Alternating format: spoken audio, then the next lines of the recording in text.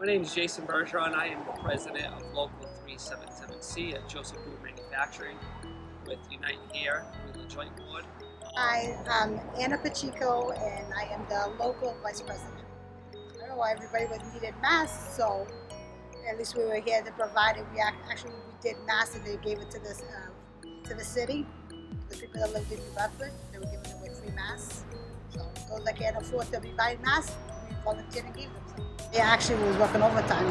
They used to come in at 5 till 2:30, 3:30. As I was laid off home, helping my grandkids with school work. Getting sick of that because I like to work. So as soon as they called, I volunteered right away. I'm proud of the fact that a lot of our workers took the risk, not just to come back and make money, but they took the risk to come back and help everybody, help each other. And the community, the sense of community during that was amazing. There was just a feeling in the atmosphere. It was uneasy, insecure, almost fear-driven, but at the same time there was this sense of pride and perseverance, and it was something special. It was really something special. Still to this point where we're trying to make sure that we bridge those gaps between community and our union and the labor workforce. And while that sometimes is a struggle, be it breakdown of communication or languages and different barriers that exist because of society, we're doing a good job in this plant of slowly fixing that. Us at Joseph Boone Manufacturing would like to thank the UMass Dartmouth Labor Education Center for recognizing us and the work that was done here making PPE and masks during the COVID pandemic.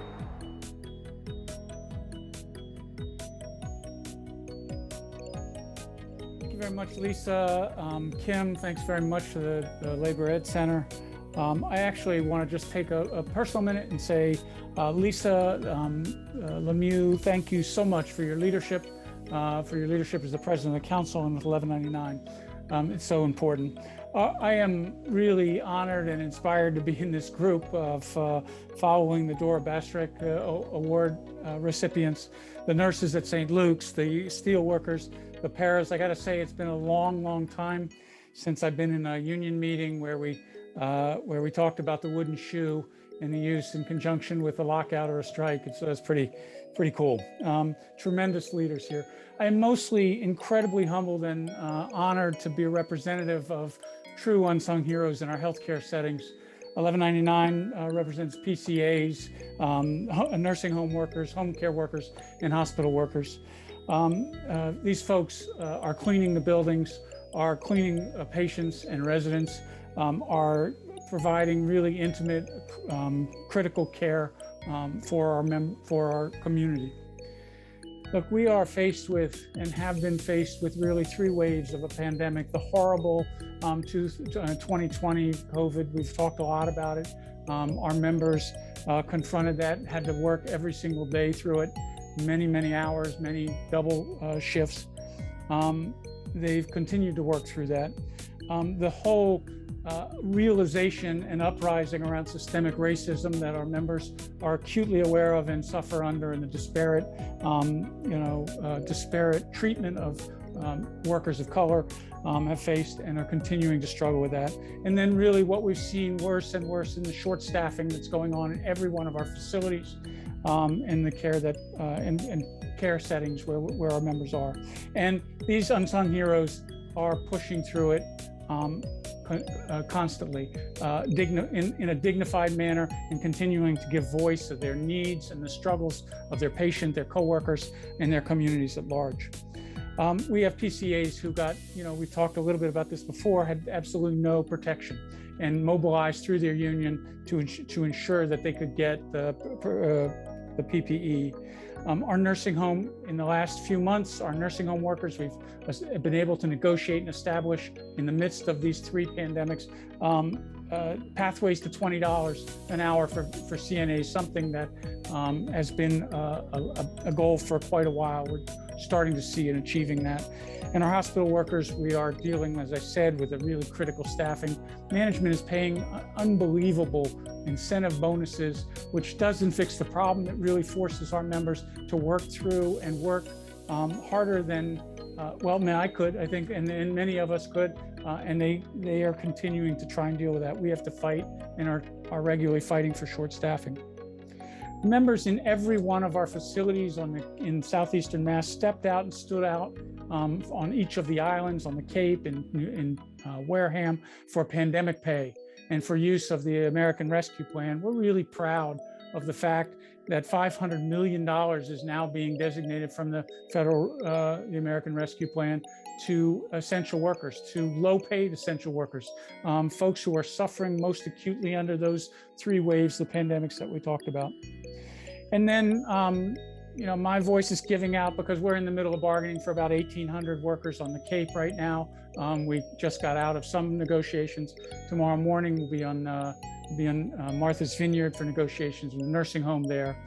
So in the midst of these struggles, these unsung heroes, the people often referred to at the back of the house, holding down, making sure our facilities are clean, are equipped, are fed, and patients are moved, and nurses are supported, doctors are supported, are struggling on each one of throughout those waves to try and also improve their lives and the lives in their communities.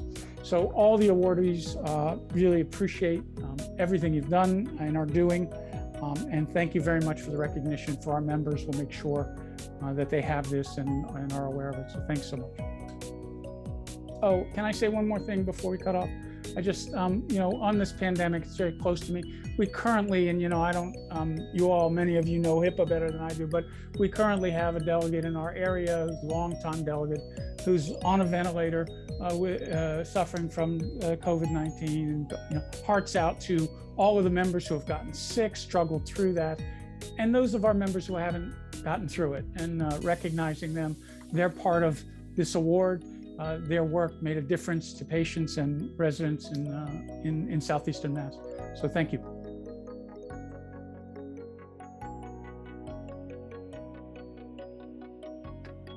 Good evening, everybody. My name is Timothy Melia, and I'm the president of UFCW Local 328.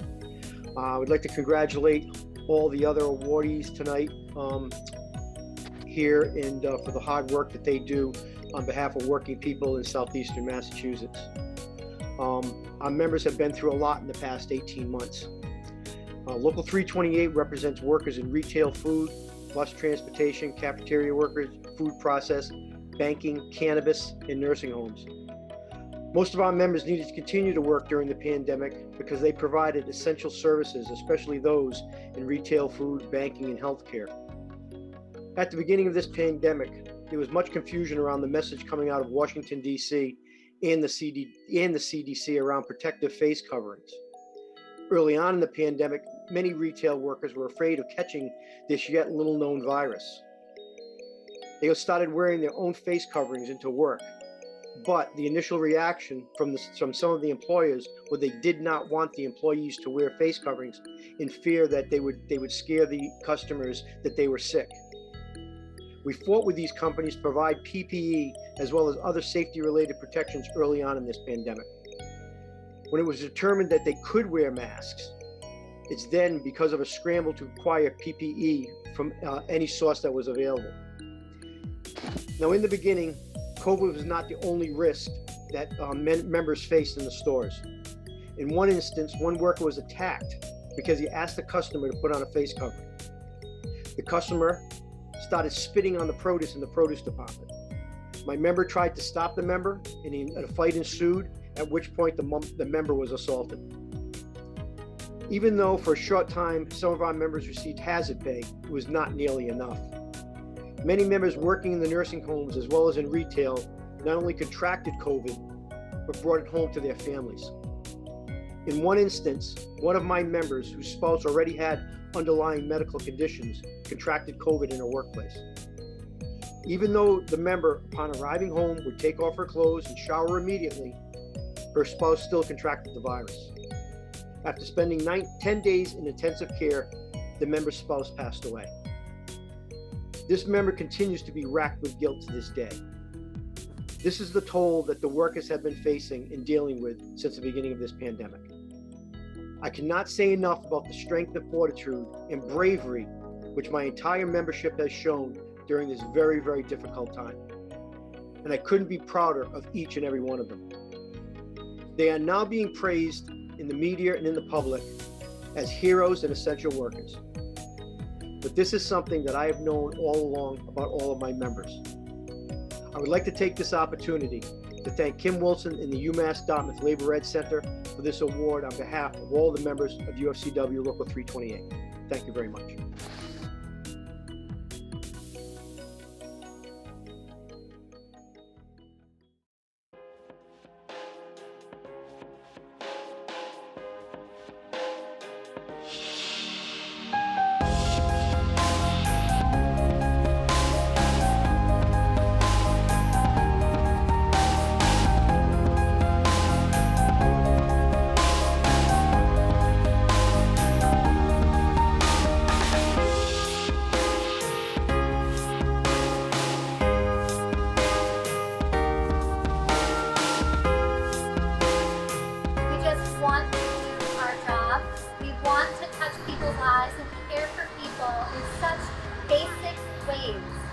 All we are asking for truly is safe staffing.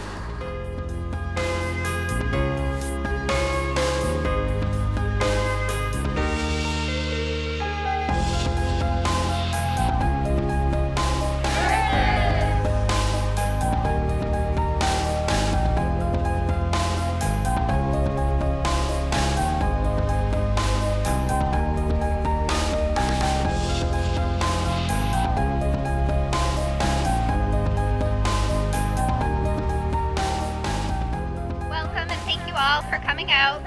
We really appreciate your support and our efforts to get a fair and safer contract for all the M&A nurses at Falmouth Hospital and Cape Cod Hospital.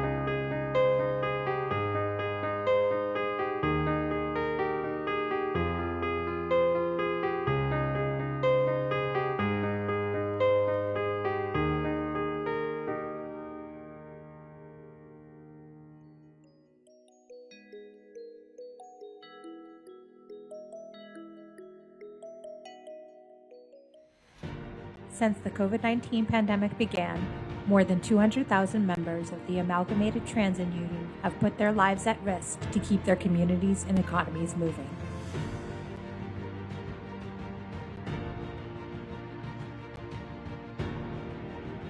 We got to remember the public transit workers.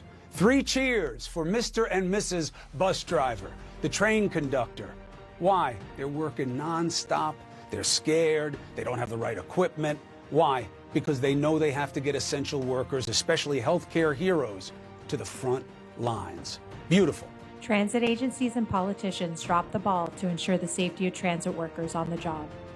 New York alone has over 6,000 infected transportation workers right now, and over 2,000 are positive. And we're not even doing testing in the garages yet and the locations. That's ridiculous. That's shameful. The ATU, our locals, and members fought for protections to keep workers and riders safe. Our members and their families made masks. Our locals bought PPE and did more to help protect our members on the job.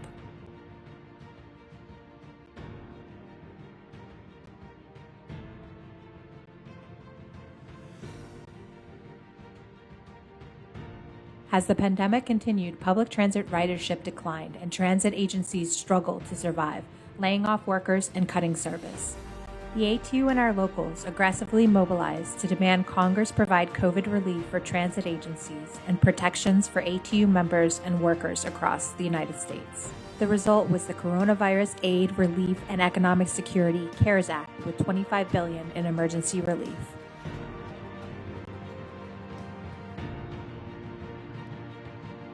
The pandemic got worse, cities went into lockdown, members were lost to this deadly virus, and many more were furloughed or laid off as ridership plummeted.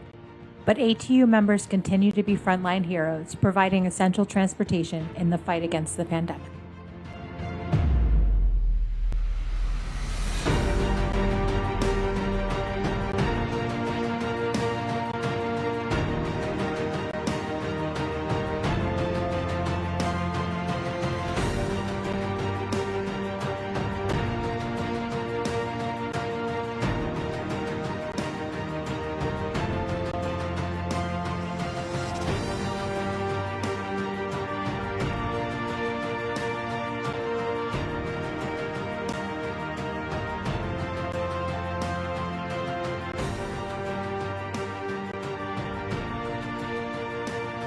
Well, the brothers and sisters that are out there every day, the heroes moving the front lines, I just say to you, thank you. We knew when we took this job we were essential employees. I've seen the World Trade Center. We were there. I saw Superstorm Sandy in my home state. We were there. Katrina, we were there. This is something we've never seen before. This is an enemy that we don't know when it's going to go away, and we don't know where it is. If we are going to fight and win this, we need to stay together. And if we feel that we're unsafe, we need to work together, united, make our demands as a whole.